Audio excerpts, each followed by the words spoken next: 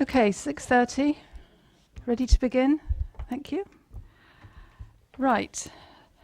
Welcome to the Licensing Committee, 1st of November. Start with the usual fire evacuation procedures. There are no fire alarms scheduled for this evening. Therefore, if the fire alarm sounds, please evacuate the building immediately, and the fire exits are located at the rear and side of this room. Go down the stairs and meet in the War Memorial Park. Thank you. Next, to note that the open proceedings of the meeting are webcast. Switched on. Next, to ask that mobile phones are either switched off or turned to silent, please. Apologies for absence. I've received an apology from Councillor Regan. There's no others, everyone else is here. And resignations and replacements. I understand that Councillor Phillimore is replacing Councillor Taylor for this meeting only. Okay, the rest of us are here. Are there any declarations of conflicts of interest? You have one? Yeah. Just on, yes, Chairman. Just with regards to the Blue Lamp Trust. Any others? No? Okay.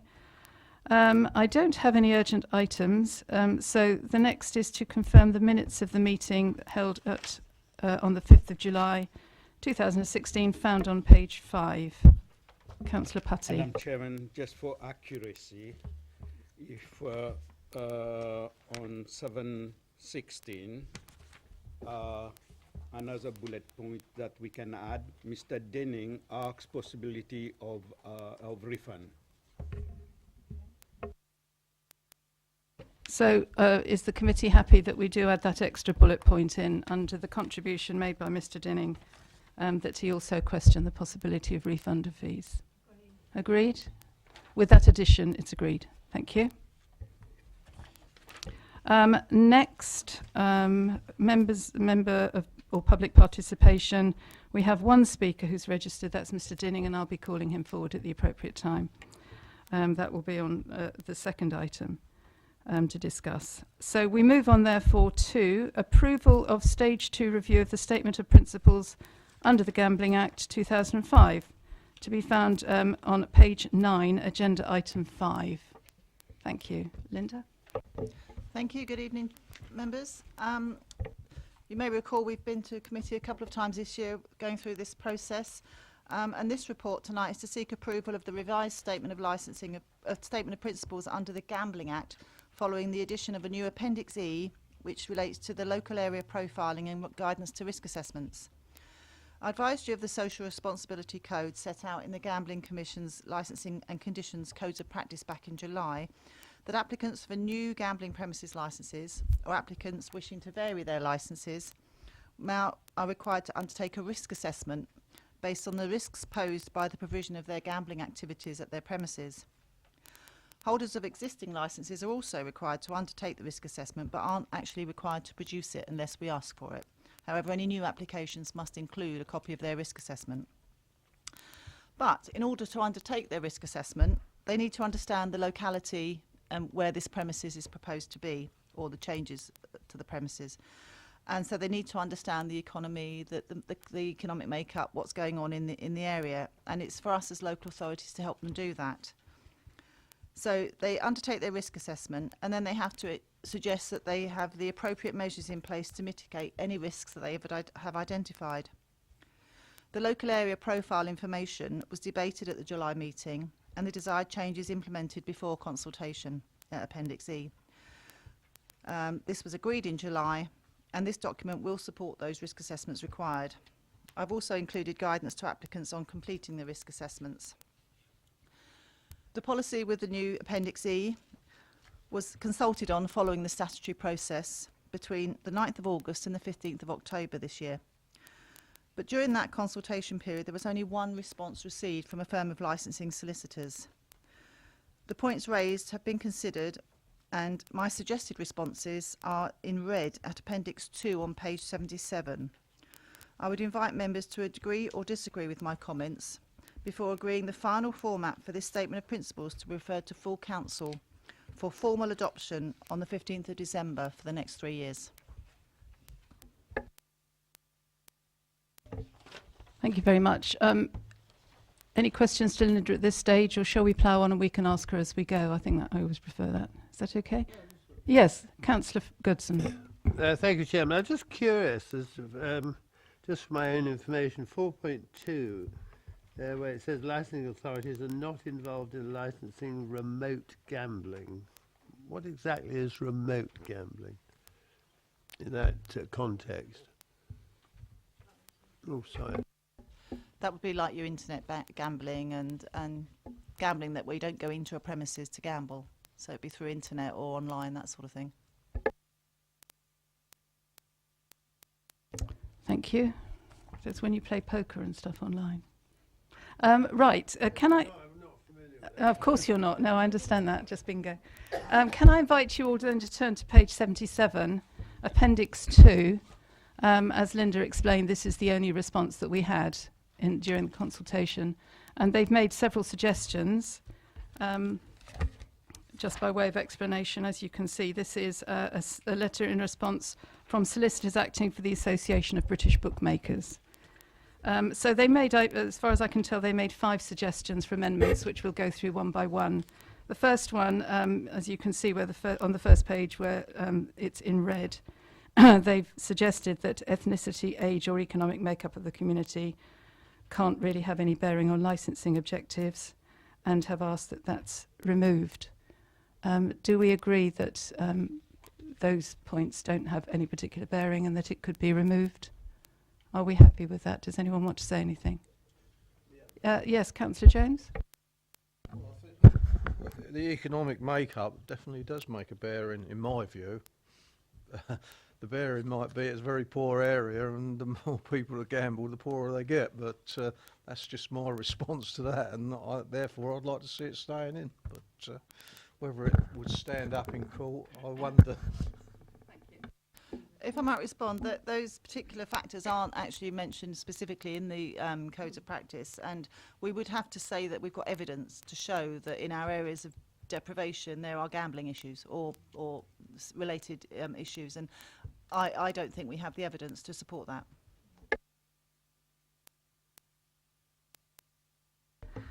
I think that's right. So, yeah, I mean, hopefully, yes, we'll pick up on some of those points in the others.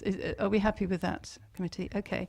If we turn over then, thank you, we'll turn to the top of the second page. Where is it suggested that it's difficult to see, they say, how the proximity of pawnbrokers and shops selling second-hand goods and other gambling premises could pose a risk to the licensing objectives if they're close by.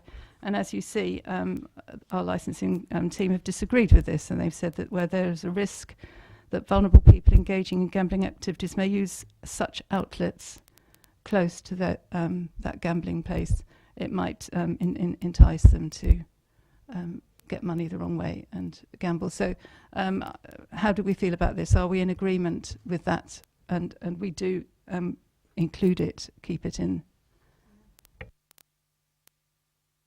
Any comments? The only comment is really similar to what I just said. I think it should remain in there.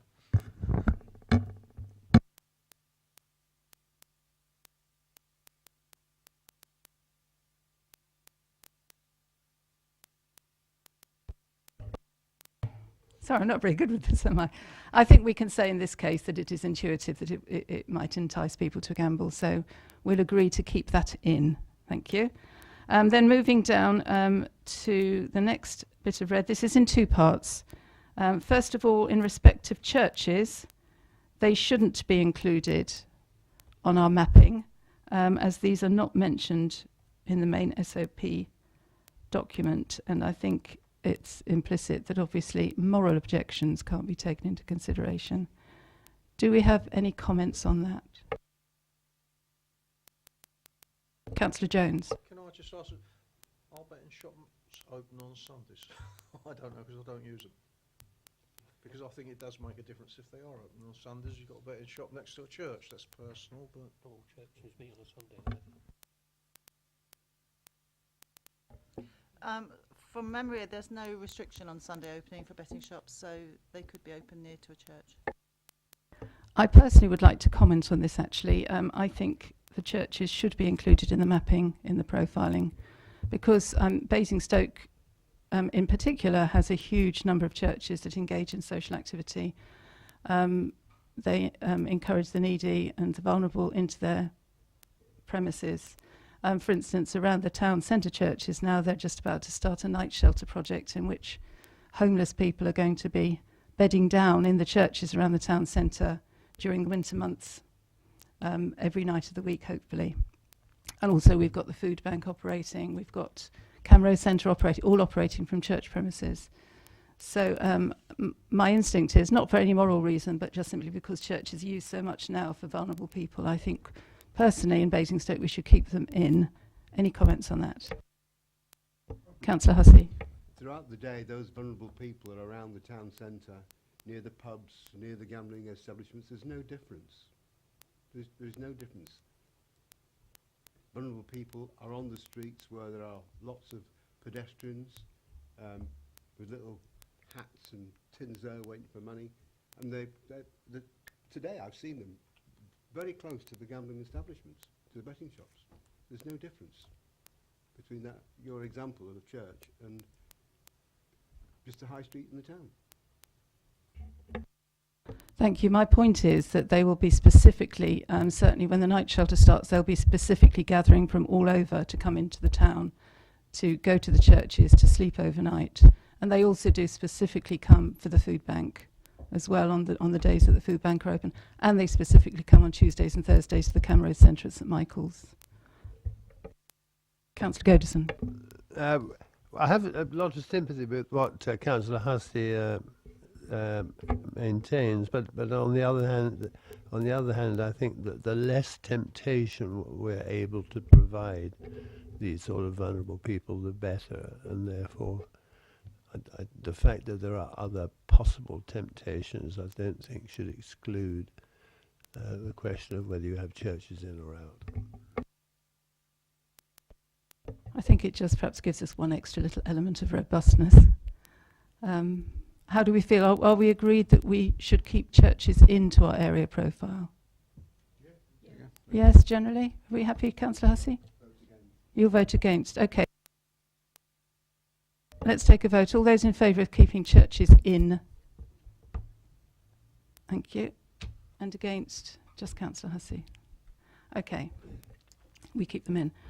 Next, in the second part of that sentence, in respect of alcohol licensed premises, so we've obviously included alcohol premises in our profile, and it is being suggested that we don't agree that they should be excluded. We feel that they should be included.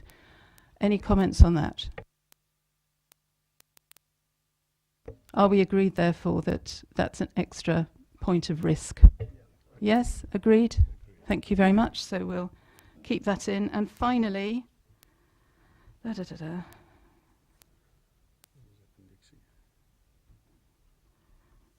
can you read it for yourself? It's quite long.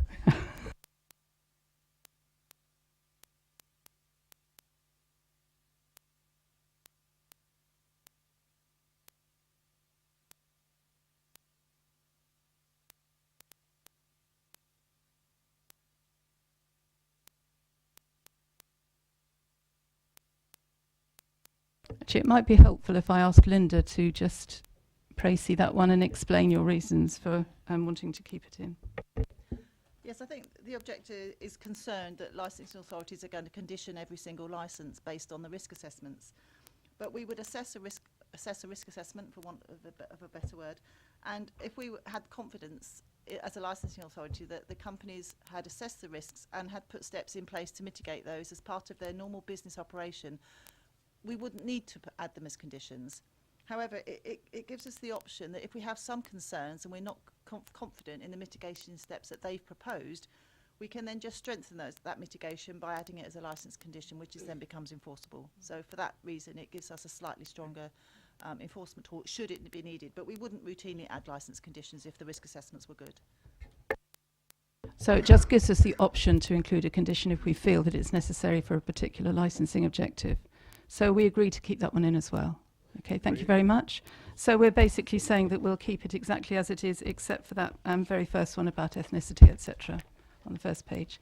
Are we all agreed, therefore, that we are happy now with our statement of principles and our profiling and our risk assessment. Thank you. All agreed. Thank you very much. Right, we now move on to approval of the revised fees and charges for licensing and for food and safety, and that's on page 79, agenda item 6. As you will remember, we've already discussed it at some length and looked at it, and Linda will introduce it. Thank you. Thank you, Chair. I don't propose to go into too much detail tonight. We've done this in some detail in July, and I'm just coming back really with the changes that have been made. In July, when we brought this report, members wanted a little bit more clarification on the methodology and workings behind the calculations to the new fees, and therefore it was agreed to convene a working group of some of the licensing committee members and officers to review the methodology. That group met on the 6th of September, and during that intervening period, myself and the finance accountant also met and just tweaked a few things. During that period, it was agreed that there had been an overestimation on productive hours, as although officers work at least a 37-hour week, we do need time to walk to the ladies or to go to between buildings to meetings and that sort of thing, or gents, of course. So we had rather overestimated, assuming everybody was productive for 37 hours a week. So that was amended, because we hadn't allowed for that non-productive time. And also we reviewed the management fee, and that was distributed in a more balanced way.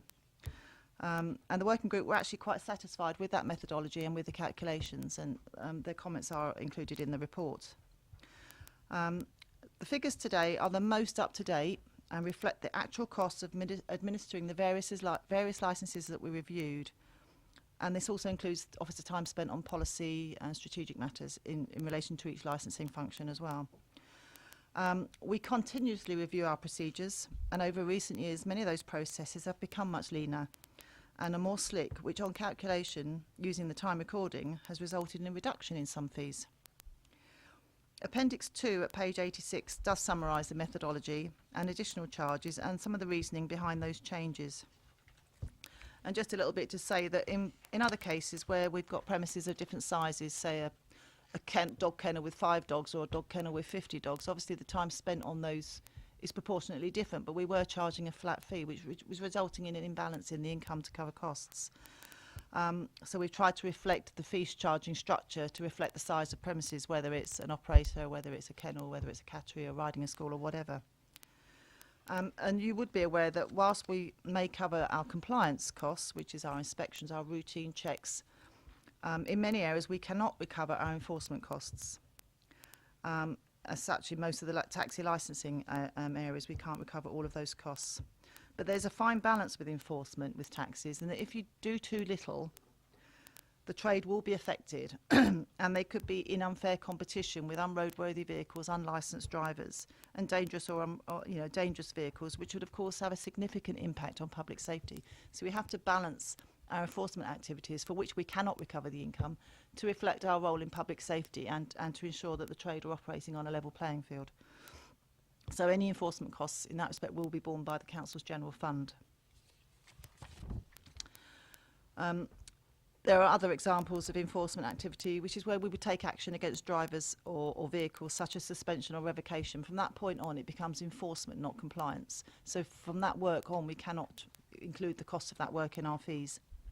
So that would also include subcommittee hearings and court cases, whether it's an appeal or a prosecution. That's all part of the enforcement element. We can't charge for that. There is a slightly change to the driver's licence. We've now separated out the medical advisor fee. The medical advisor reviews every medical and charges us a flat fee for that. Some drivers have to have medicals more often, whether it's because they're older or because they've got medical conditions, but we weren't recovering that cost. So we now stripped out the independent medical advisor fee, and that will be charged on a case-by-case basis as a separate fee, so that only that fee is only going to those that have medical, and not those having more often medicals aren't being subsidised. We also propose to cease charging deposits for vehicle licences. This sort of goes back to the days of the old metal plates on Hackney carriages, where they didn't have expiry dates on, so they all got a plate and they paid a deposit. And for some reason, on new applications, we've continued to charge that, but we don't need to do that. So we're taking away the deposit fee, and as licences are surrendered, those deposits will be paid back. And we're including the cost of the consumables within the licensing fee, so drivers will only be asked to pay for replacement items, because that's included in the fee. There is an increase in fee for the temporary licences because that reflects the actual cost. It costs the same to produce a licence with a 12-month expiry date as it does a licence with a 2-month expiry date. You're not paying for the duration of the licence, they're paying for the cost of producing it. And we've also included a cost where there have operators companies having more than one base. Historically, every base was a single operator. Well, now we've got licences covering 3 operators' bases because it's one company. Well, all 3 still have to be inspected, so we're proposing an additional charge to cover the additional costs for that. You'll also note that some fees have still not been subjected to the detailed review. That's due to a lack of applications. We can't time record something we don't have. Those will be done on in the future as we receive applications, but some application types are quite low in numbers.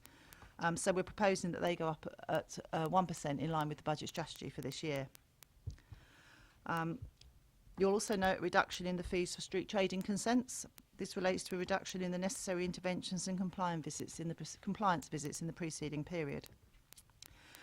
Licence fees under the Licensing Act continue to remain centrally set and haven't changed since 2005, but rumour has it, again, or still, that locally set fees may come in 2017. I'm reasonably optimistic that we might actually see locally set fees, which means we will undertake a further review for fees set under the Licensing Act. I hope to recover costs on a cost recovery basis.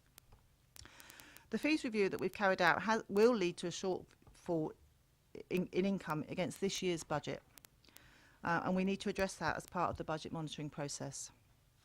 But any failure to recover fees will increase the burden on the Council's general fund.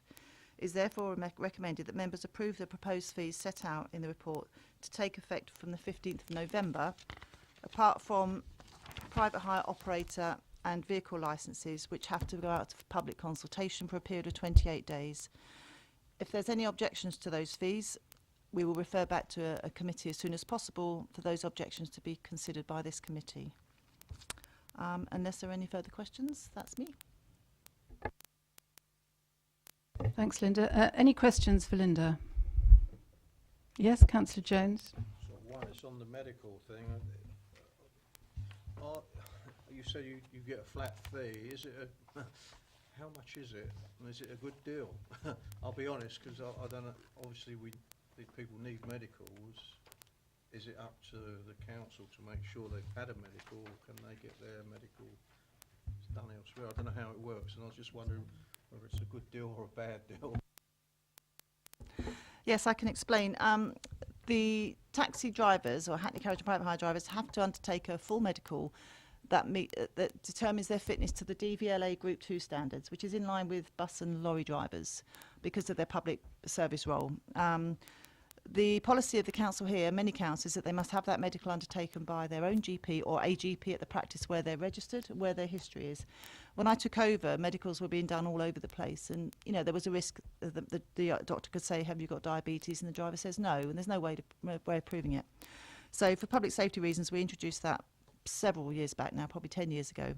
So the GPs aren't really qualified to determine medical fitness to the Group 2 standard. It's usually done by occupational health doctors. We used to have it done by an independent GP. He gave up, and we took a new doctor on about 7 or 8 years ago who was charging around £27, £28 per driver. It's about a 14-page medical form. They have to go through that, compare it to the Group 2 standard. They have to suggest whether they need further interventions such as stress tests if they've had previous heart conditions. That we've done a huge amount of work this year on diabetes because the diabetes protocol was changed and we're introducing new requirements. Well, we're not. DVLA have introduced new requirements which we need to pass on to drivers. So we're actually going to, we've got a new medical advisor then that's gone through the council's procurement process. It's a soft process because we don't pay the company to do it. It's the fees paid by the drivers. We collect the fee and pass it on to the doctor, and that we collect what the doctor charges. It's £30 a case. So that's, it can take 10 minutes or it could take 2 hours. But what was happening, drivers were having to undergo further tests, and then further documentation was being sent to the doctor, who quite rightly needs to charge £30 again. So we weren't really recovering that. So that's the basis behind the medical test, and it ensures that all of our drivers are declared fit to the Group 2 standard. We're given the advice on what steps they need to take to maintain that, whether it's blood glucose testing if they've got diabetes, it's whether they have to 3 yearly stress test, that sort of thing. And in that process, we've now got a new diabetes protocol, and we've secured a diabetologist, for want of a better word, at Frimley Park Hospital, who's agreed to do the annual checks for drivers. Again, it's if they've got diabetes, they have to go for this check, which wasn't happening before. And we've also secured a charitable rate for the exercise stress test at Alton for drivers.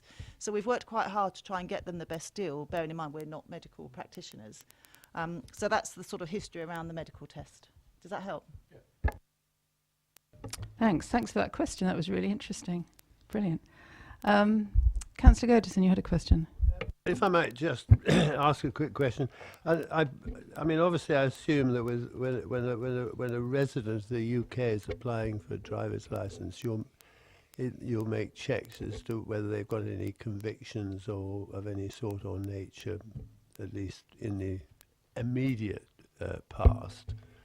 And the question, assuming that is the case, I'm just interested in if somebody with an overseas passport is applying for a license, are any checks made to see whether back in their home countries they have been convicted of any serious crimes or felonies or misdemeanors? Thank you. It's a bit of a two-part question. Anybody that applies for a driver's licence has to undertake an enhanced criminal records check. If they've lived out of the country or been born out of the country, we can seek all their criminal history back to the age of 10. So they must provide what's called certificates of good conduct from the countries where they've lived or grown up in after the age of 10, and because we expect them to declare the same level of criminal history as UK citizens. In terms of their right to work, any person attending with a non-UK passport, we would expect to see a right to work. We can't issue a licence to somebody who doesn't have a right to work here. If they've got a residence permit, or some of them are on student visas, they can work 20 hours a week in term time. So we will be stipulating that. We stipulate that, and in October there's the new Immigration Act coming in, which will reinforce those changes as well to require us to do further checks on their right to work and their right to remain in the UK. So we do undertake checks already with the Immigration and Compliance Service. Well, quick supplementary. I wasn't questioning their right to work. I mean, I assume, that they would have the right to work, and I wouldn't want to question that at all. I'm just concerned about, whether any serious steps are taken to ensure that they haven't had prison sentences in their countries of origin, or whether they've committed any criminal offences which might impact on whether they should or should not have a licence to carry the general public around. As I said, we undertake the criminal history checks in the UK and back in their originating country or any country that they've lived in. So we seek to secure the criminal history, and we make a judgment based on all of the criminal history that we get. If we don't get the criminal history, we can't make that judgment, so we can't continue with an application without evidence of criminal history from the age of 10, wherever they've lived.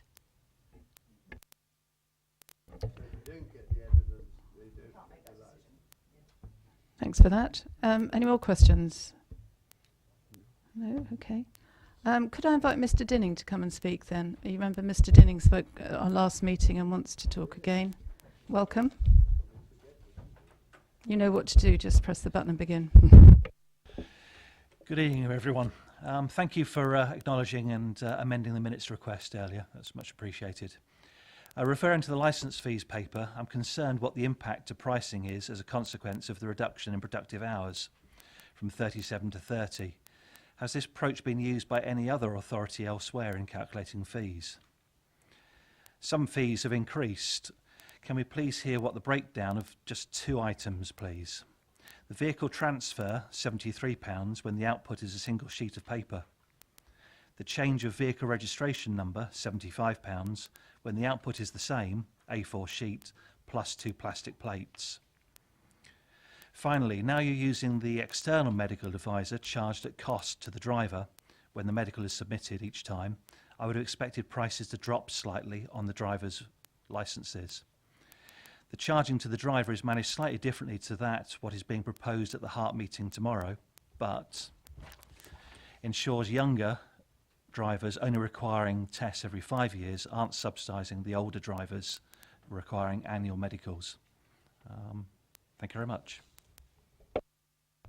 Thank you very much. Linda, are you happy to answer those questions? That's vehicle transfer, change of registration number, and the external medical advisor.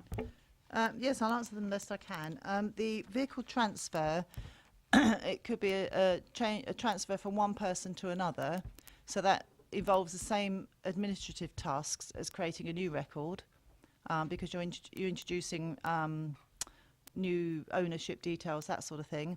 So you still have to ensure there's insurance in place, etc., and all the necessary steps are in place. So the time taken is broadly similar to the grant of a new licence. What isn't issued is a new plate, because the plate stays on the car, the vehicle's just being moved to a new person. So the time taken is very, very similar.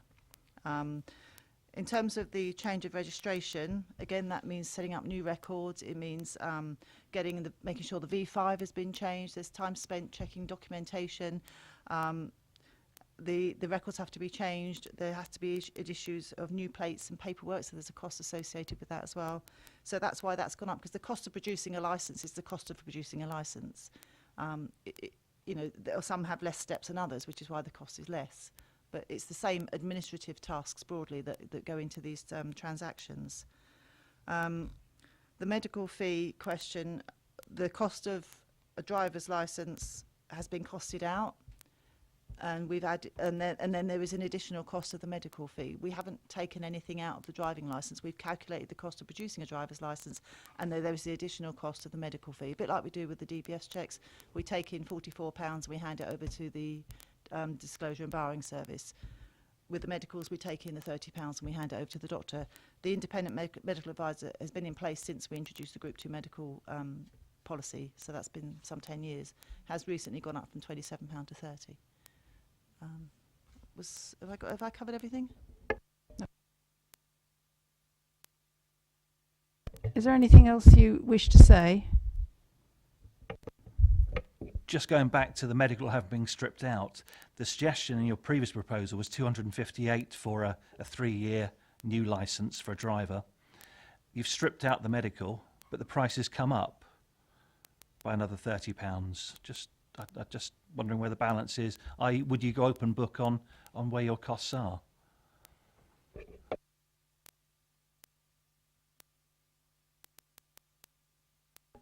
Yeah, I can cover that. As I said earlier, in my introduction, we reviewed the productive working hours, and we've reviewed the management fee. So in some licences it's gone up, in some it's gone down, and for the driver's licence, that portion has gone up. Thank you very much. Thank you, Mr. Denning. I didn't ask if anybody wanted to ask Mr. Dinning any questions, but since he was asking all the questions, I don't think there's much else left to us. Right, so if we can just look now at these fees and charges. First of all, I'd like to thank our working group. Really grateful to you. That's Councillors Putty, Hussey, Frankham and Goadson. Brilliant job. Thank you so much for scrutinising them and looking and approving the methodology. That has been incredibly helpful. Are we all satisfied that these figures now are as detailed and as accurate as we can get them? I mean, obviously, within reason. Is everybody happy? Do we have questions? Yes, Councillor Leeks. I was just going to propose them, Chairman. Thank you very much indeed. And I second it. Okay, we've got 2 seconders if you want to. That's Councillor Bowyer and Councillor Putty. Now we're talking about. I mean, if you're all happy with them, we'll take them all together. Then that's all the fees which are going to pretty well be instigated more or less straight away, and the driver's fees, which will go out for consultation for 28 days on the 10th of November. Yes, Linda. Just a point of clarification, the driver's fees don't get consulted on, it's the vehicle and operators. Sorry, vehicle and operators. Will go out for consultation and then come into force after 28 days, unless there are any objections or comments, in which case, if you're happy, we might try and convene a special meeting so that we can get them in place as quickly as possible, because we want them to be instigated. So are we happy to approve all of those? Yes, Councillor Hussey.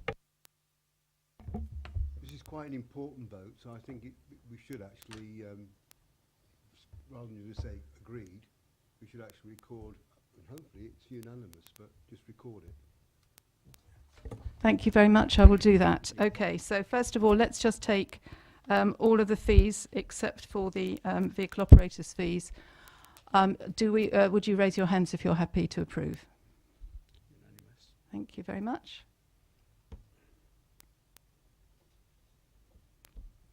And secondly, for the vehicles and operators fees that are going out for consultation, are we all in approval? Unanimous. Thank you very much. Thank you, Councillor Hussey. And thank you, Mr. Dinning.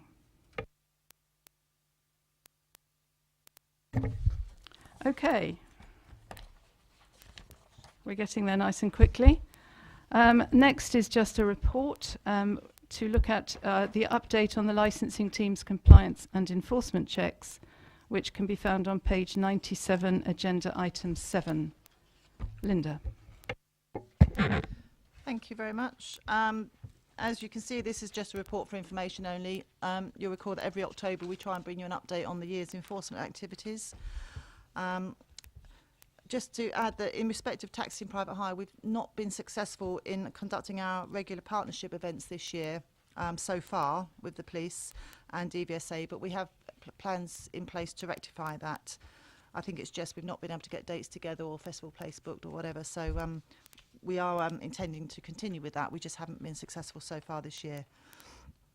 But in spite of that, in the last 12 months, we've checked around 40 licensed vehicles.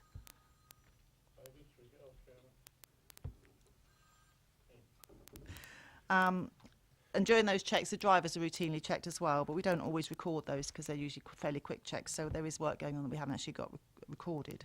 And I've summarised those at page 102 on Appendix 1. We also receive a range of taxi-related complaints each year which require investigation, quite often from customers complaining about vehicle condition, late pickups, etc. And quite a number arise from the trade as well, about suspected plying for hire, leaving hackney carriages unattended on the ranks and smoking, etc. These are dealt with in priority order or referred back where they're not matters that we can investigate. In the last 12 months, and actually up to and including last Friday, 4 drivers' licences have been revoked. 2 of those are still within the statutory appeal period, so are continuing to drive until the appeal is heard. And 2 more drivers are under investigation. 26 vehicle licences have been suspended, and there's detailed at paragraph 3.13. And then Appendix 2 at page 104 summarises the complaints in respect of taxis and private hire. For gambling and alcohol and entertainment premises, 44 inspections were undertaken, which is quite a reduction on last year.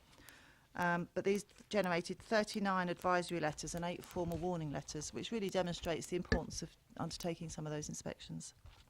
1 licence was called in for review by Trading Standards, or was it the police, which resulted in suspension of the alcohol sales.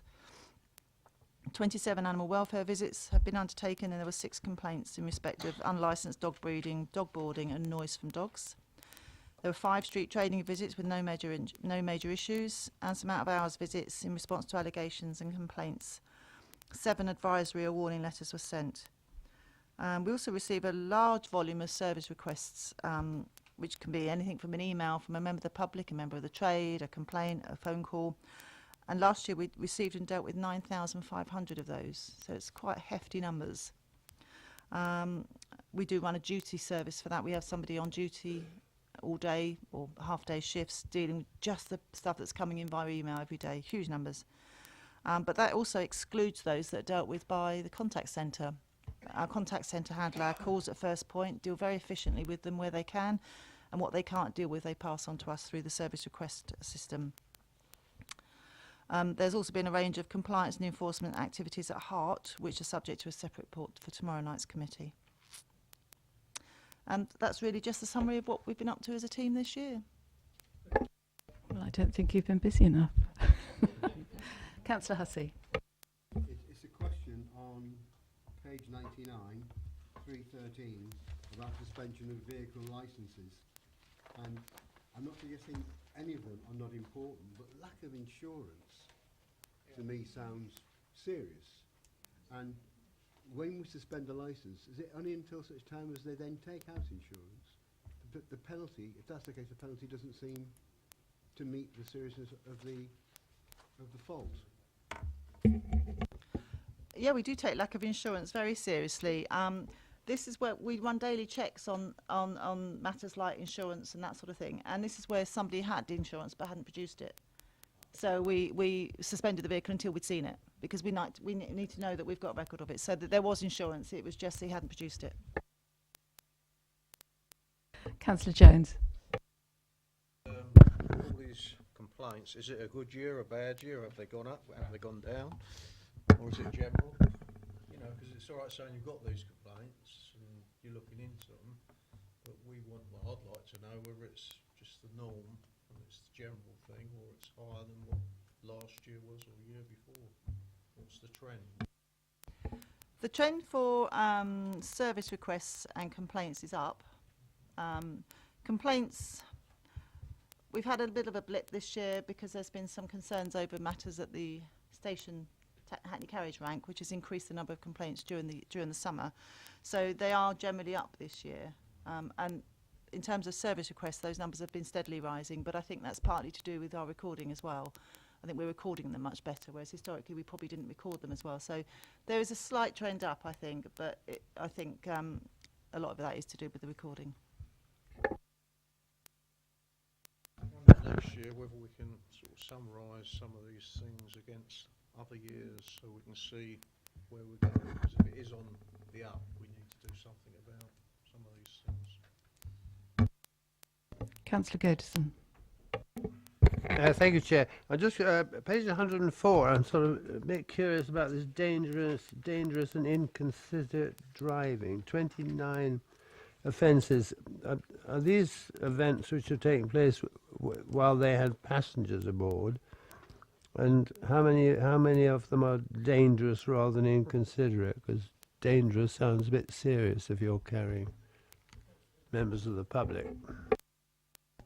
I think the issue with that is interpretation. What somebody might say is inconsiderate, another person might say is dangerous. So I've just taken this from the wording of the complaints that have come in, and so anything that somebody said was dangerous driving, we've included it in with that. It'll be people cutting you up, it'll be people jumping through red lights, or other members of the public being cut up by taxis, or, you know, I didn't want to put page and page and pages of individual complaint types, so I've tried to put them in together. So I think it's about interpretation, but it's where somebody has taken the time to complain to us about a driver, whether it's another driver or a member of the public or a passenger even, that we've just recorded them within that little box. But it would range from very minor to quite serious. So they're not. So when these complaints are made, they're not necessarily carrying a customer. I mean, that's the point, isn't it? If they're committing these offences in the course of their duties, carrying a customer, it's a bit more serious. Yeah, they range from other road users to passengers, and we would investigate them in accordance with our enforcement policy, whoever the complainant was.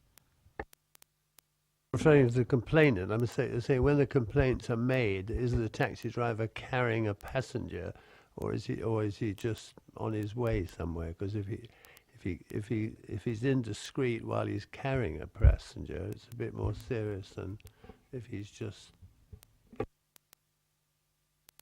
I personally don't think it makes any difference, because if a taxi driver is seen to be driving dangerously as a matter of course, for me that's the factor we have to take into account. Not whether, obviously, if he's got passengers on board, your evidence might be different because you've got somebody suffering the driving, but if they're driving dangerously or inconsiderately, that's what they're doing, and we try not to distinguish. We don't say, well, he didn't have passengers on board, it doesn't matter.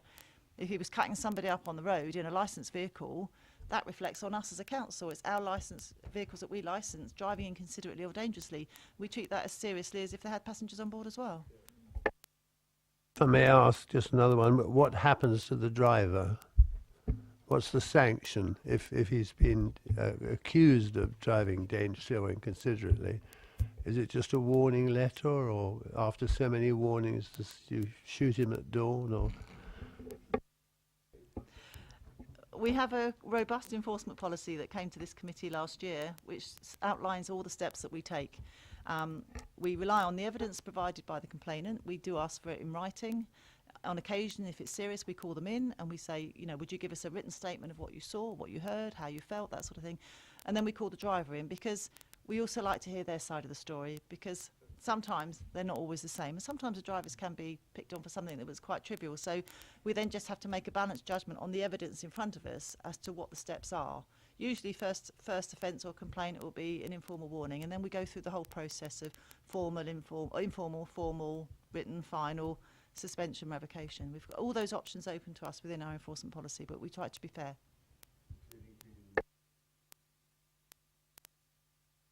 Councillor Jones. It's just the, on page 104, driver falling asleep en route, you've got 3 of. And I just, I find it amazing. I know people can fall asleep, don't get me wrong, but Is it the same man? is it the same man? I think my response to that is it probably should say driver allegedly falling asleep at the wheel, because I think if he had fallen asleep, the outcome could have been quite serious. So, Just when you read it. yes, yeah, I think I should have added the word allegedly, perhaps. Any more comments or questions? No? Okay, thank you. So we duly note, and thank you for doing that. Very good. Okay.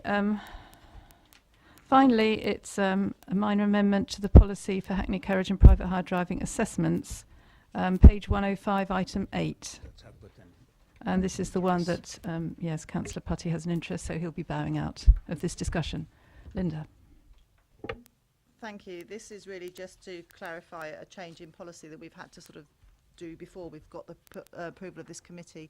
We've got ourselves tied into a policy which said we had to use a particular organisation to carry our driver's tests, but that worked very well until the summer, or earlier this year, when we're starting to get a long waiting list. New drivers have to do a driving assessment. It's a bit like a driver's driving test, but it's designed for taxi drivers, and the DVSA were providing this test, and in 2007 this committee agreed to use the DVSA. We didn't give ourselves any other options.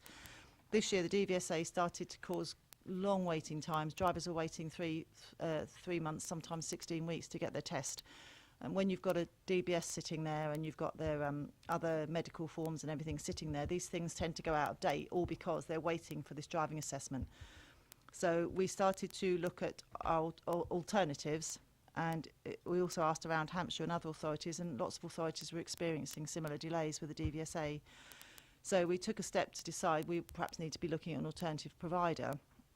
And while we were doing that, the DVSA then wrote to every local authority in the country in September saying they were going to cease doing these tests from December, which was quite timely because their waiting lists were till January anyway. So no new drivers were able to obtain a test. So we had to deal with it there and then. So we researched across Hampshire who they were using, and I did some online searches and really came up only with the Blue Lamp Trust, which are based in Eastleigh. Charitable organisation. They've been doing driver assessments for many, many years, and they're actually being used by Hart Council at the moment, and the officers there couldn't recommend them highly enough. So we've started sending drivers there already with some success. Feedback's very good, and the feedback from the company is good. We get the results the same day. So this report really is just to seek this committee approval to use the Blue Lamp or any suitable alternative, should the Blue Lamp Trust not be able to come up with the goods, for our driver assessment tests from now on. So it's like a retrospective approval, please. Well, yeah, actually, that would make my work. A few less drivers coming through. Thank you, Linda. Councillor Frankham. Will we be looking for other organisations? Because I don't like just having one if there's a choice. So I would like, in future, if we've got some time, to actually look for our alternatives and give more than one option, if that's possible. Interestingly, you make that point. The Blue Lamp Trust were also doing the wheelchair assessments for Hackney carriage drivers, and they've announced last week that they can't do the wheelchair assessments. So we are currently looking for alternatives. So in answer to your question, we may have somebody else on the books in the next couple of weeks. Any other questions or comments? So I think the point is that we have found what seems to be the ideal provider of this service, except that as they now can't do wheelchair assessments, we might need to look for another. And I think the question is, if you look at the recommendation on page 105, the team is asking that we approve the Blue Lamp Trust or any suitable alternative provider. In other words, are we happy to leave it to them to find a suitable alternative provider if they can find someone who can do the wheelchair assessments? Are we happy with this, everybody? Yes. Thank you very much.